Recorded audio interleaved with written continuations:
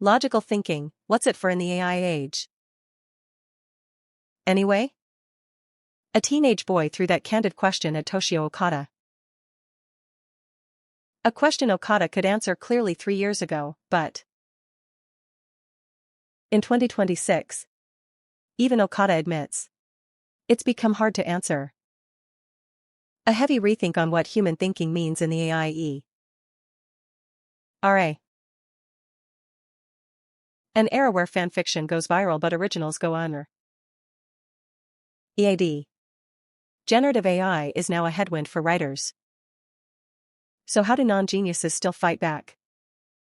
Okada's answer: plant original elements inside derivative work and recur them. A prose strategy. This video is a special edit of a 3-year-old psychopath style life advice broadcast. AI age thinking, creative anxieties, Android lovers, nasty fathers, and more. 5 consultations whose answers change. Because it's 2026. Told alongside Okada's own self-updating. The end of clear answer eras. Okada admitting I can't answer clearly is itself the most honest proof of real thinking ability. After we delegate thinking to AI, what remains for humans? He faces that question head-on. After years of giving life advice in various places, questions I used to answer easily and casually. Now when asked, I can't answer clearly and crisply. And there are several questions I find difficult. Today's video is from a 3-year-old psychopath life advice broadcast. And among those, in 2026, there are questions that have become hard for me to answer. Good morning. This is Toshio Okada. Here's the kind of question. First, people often say it's important to develop logical thinking skills. But what's the actual use? That's the question. It's a candid question from a 10-year-old boy. 3 years ago this was already hard to answer.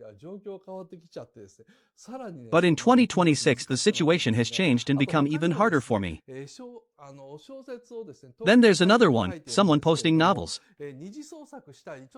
Writing on a posting site, wanting to do fan fiction.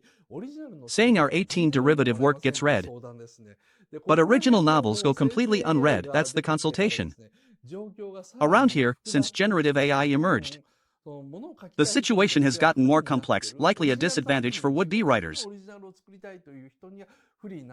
Original works, those who want to make purely original work face headwinds, while those who just want to write under their own name with shortcuts have it strangely easier. That's the bizarre situation. Then, is it bad to be born into a wealthy family? And I keep becoming a fan of someone. And I keep peeking at things I shouldn't be looking at. I'm answering those kinds of questions. This video is the Toshio Okada seminar number 485, broadcast on April 30th, 2023.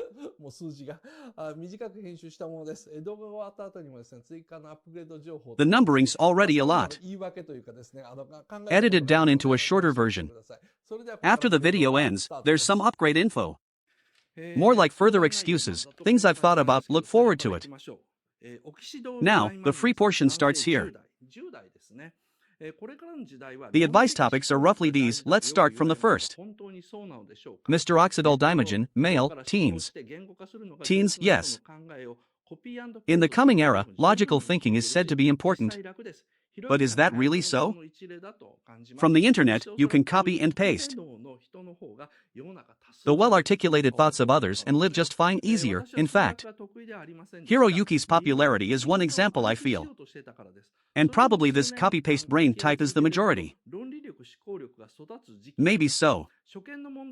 I wasn't good at math. Reason, I tried to memorize how to solve problems. Even so, after years of confronting it, my logical thinking grew at some point. And I reached a state where I could solve unfamiliar problems given enough time. Wow, impressive. Now, well, currently, the only good thing from having developed thinking skills is a tiny bit of fun. So why is thinking said to be important? And what good things have you, Okada-san, gotten from having thinking skills? And no figure that out yourself retort, please. No retort, that's what he says. He's a teen after all. Logical thinking is important. Logical thinking is something anyone can eventually figure out. It's about getting there faster than others. So for businesses we're being quick to seize the obvious matters. Well, fine, but rather than important. I'd say it's convenient for me. It's just convenient, nothing more, nothing less. The reason is, anyone thinking about it gets the same conclusion. So there's no originality. So I'd rather lean on not logical thinking, even trauma. Or childhood experience, anything works. But emotional or intuitive actions and conclusions, I find more attractive. We do those kinds of actions sometimes too, right? So logical thinking, when I take an irrational action, or think irrationally, why am I thinking this way? Why am I biased like this? There was a comment, why am I scared of 3-meter aliens? It's used in moments like that. For external objects, using logical thinking much is fine for exam study, but after entering society, you don't really use it much. Why am I biased in this way? Thinking about that is a puzzle, and that's the most fun. Unless it's for entertaining yourself, intellectual capacity or thinking isn't really useful. Standing out doesn't add to your fun, so it doesn't mean much. Pennsylvania-san. Male, 20s. This time it's 20s. Nice to meet you. I always enjoy your broadcasts. Thank you very much. Watching, yeah. Since high school I've been writing novels as a hobby, and for about 7 years now. I've been writing on a posting site. Impressive, 7 years is amazing. In the past few years, my works are barely viewed. When I wrote fanfiction or R18 work, I got reactions from many people. But since I started posting original mysteries, despite various promotion, I get only 2 to 3 comments per month and seem stuck. I get it. Got it. I want more people to read my work. Yeah, I bet. In a case like this, how can I get my work read by more people? I'd love to hear your opinion, Okada-san. I see. There was just a comment that originals struggle without illustration. That's actually true. Without illustrations it can be tough. Well, stating the obvious, but if you want others to read it, you have to write what people want to read. This applies not just to novels, but manga, illustration, YouTubers, or even the food industry. Or appliances, same thing. Creators tend to put out what they themselves came up with. What's original, what they personally find fun. And yes, sometimes that hits big in one shot. Like Kinnikuman. Yuta Tamego Sensei. Why was Yuta Tamego Sensei so feared by other jump artists at the time? Because everyone struggles to align what they want to draw with what young readers want to read.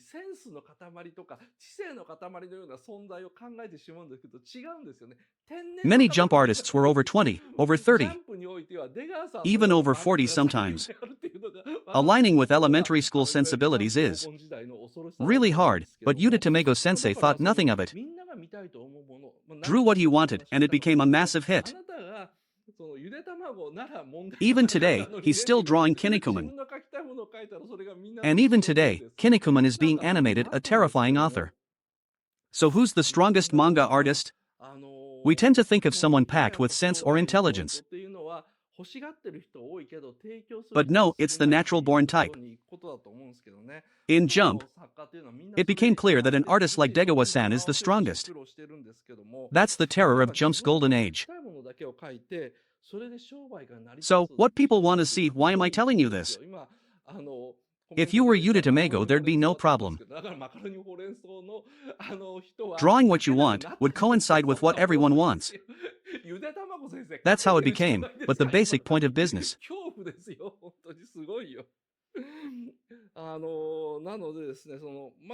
Is going where many want something, but few are providing it.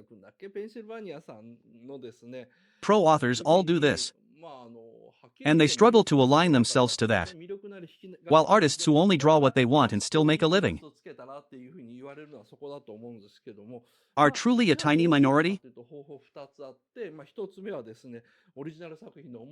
So the macaroni forensics author can't draw anymore, right? That's how it is. Yuta Tamego sensei is still drawing. That's terrifying. Really amazing.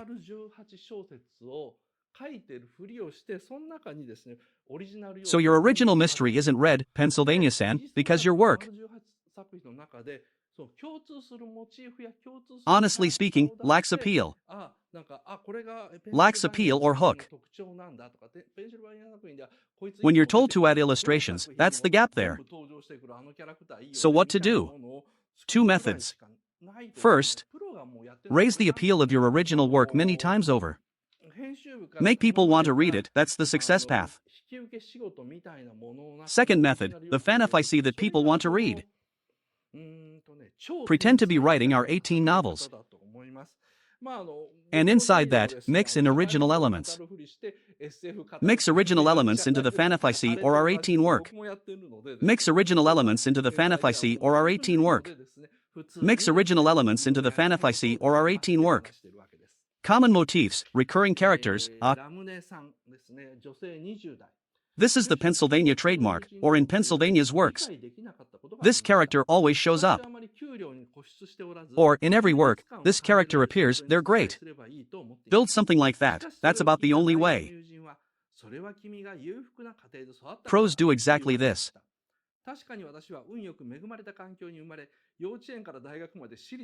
Mix original elements into the editor commission jobs. That's the non-genius's way of fighting. In my seminar I do this, pretending to talk about social issues while talking SF. Same thing. I do it because I'm not a super genius either. So I just mix in what I want to do while talking. Ramoon-san. Female, 20s. During job hunting, I had a confusing conversation with a friend. I don't really care. I'm not fixated on salary. I just want a job where I feel fulfillment. But hearing this, my college friend said, "That's because you grew up in a wealthy household." That's what they said. I admit I was lucky enough to be born in privilege. From kindergarten through college I only attended private schools. Annoying. Well, you have no real reason to be annoyed at her. Meanwhile, my friend went to a private university on a scholarship. My not being fixated on salary.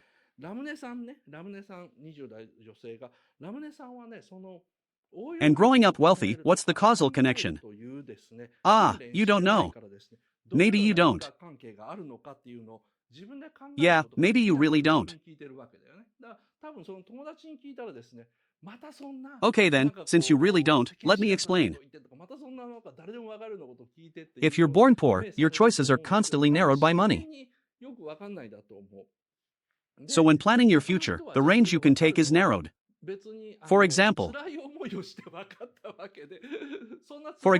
studying abroad in America to get this kind of qualification. Going overseas, things like that. Without family money, you can't, or you have to work part-time to save up first, adding a one step. 2 to 3 years of buffer. Not having money means choices narrow. But, well, that's also a thing. With narrower choices, You grow application skills, finding what you want to do within those choices. That becomes daily life, and that's actually a good thing. Your brain gets sharper, so it's good.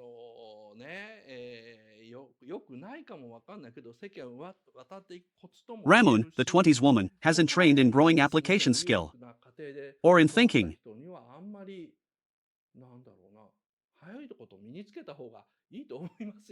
So she can't figure out the causal link herself and asks me.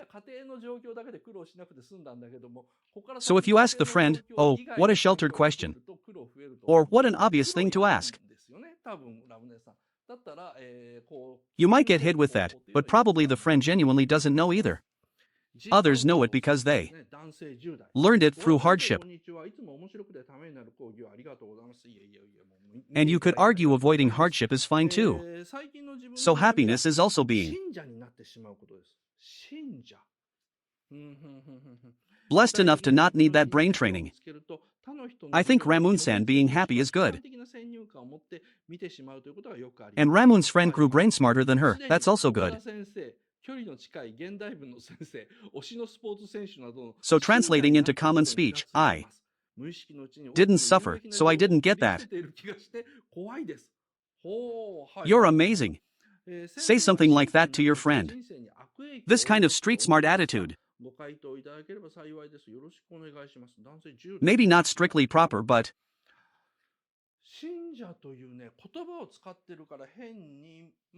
it's a knack for navigating the world.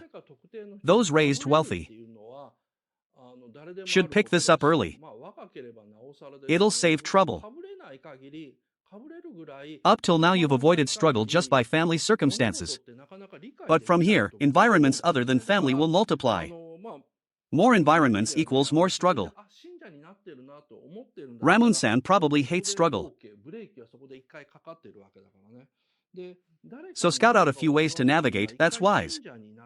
Now, the outlaw-san. Male, teens. Hello Okada-sensei. Always thanks for the interesting and useful lectures. No. Thank you for watching.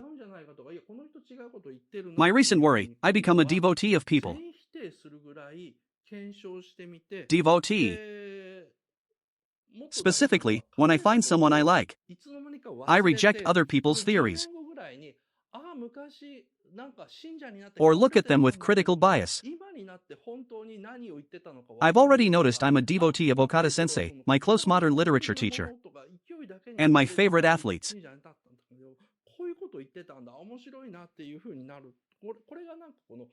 I feel I'm unconsciously cutting off lots of useful information, and it scares me. Sensei, do you think being a devotee has bad effects on life? Please reply if you can. Male teen, the outlaw-kun. Because you're using the word devotee, it sounds odd, but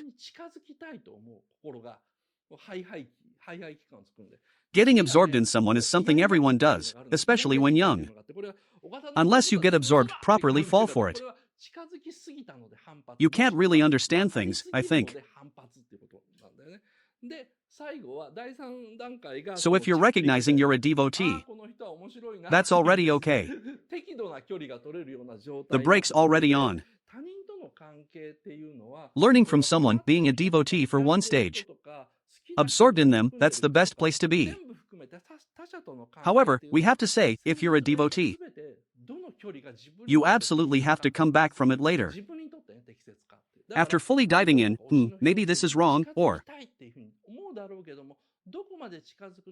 wait, this person is saying something off, flip to total denial and verify. And even more importantly, give back what you absorbed. Eventually forget it, and 10 years later, back then I was a devotee, but now I really get what they were saying. Or in my youth, I was charmed by the surface or the energy of the words. I became a devotee, but they were saying this. Interesting. That's the digestion stage. Learning from people, I divide into 3 stages. First, the yes-yes phase, a yes-yes period. Everything Okada-sensei says is right. That mindset.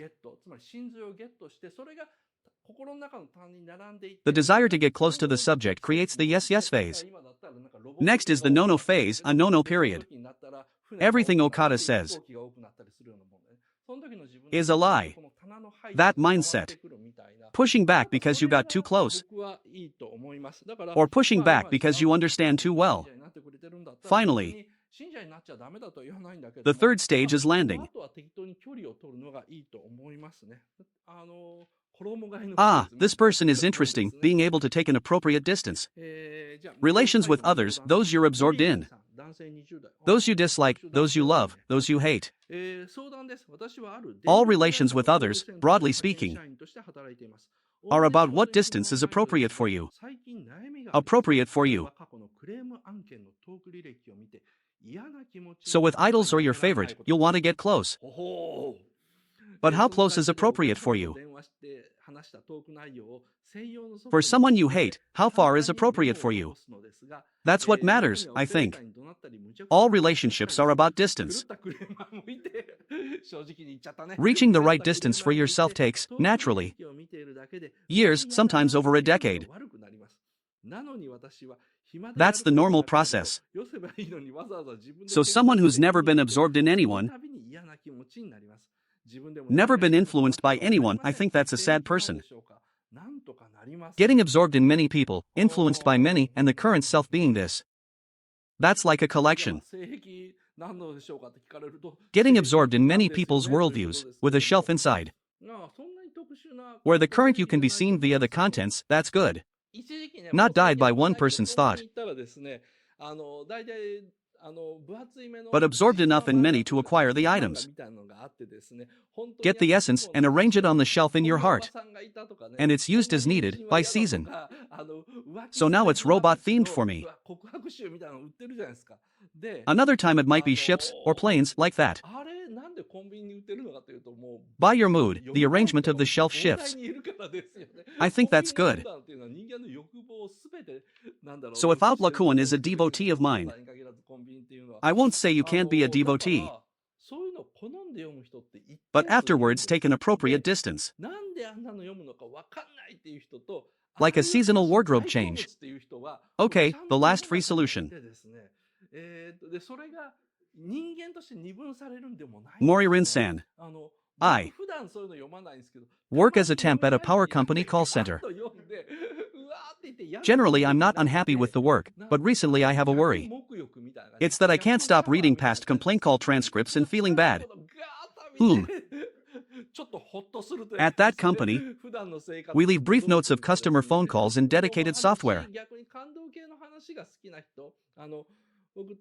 And some of them include shouting at operators or making outrageous demands, crazy complaint cases.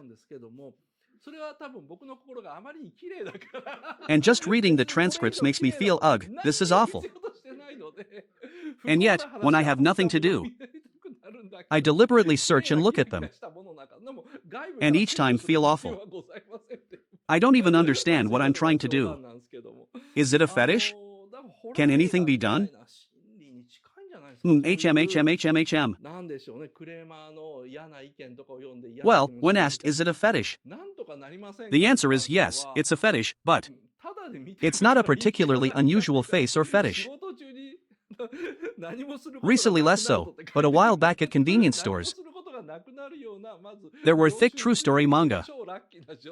Real life experience manga. Things like true unfortunate stories, such weird old ladies exist. These neighbors are awful. Confessions of cheated on wives, those were sold there, right? Why are they sold at convenience stores? Because tons of people want to read them. Convenience store shelves reflect all human desires. And not just shelves, the whole convenience store. So there are always a fixed number of people who like reading those. And why would anyone read that, people, versus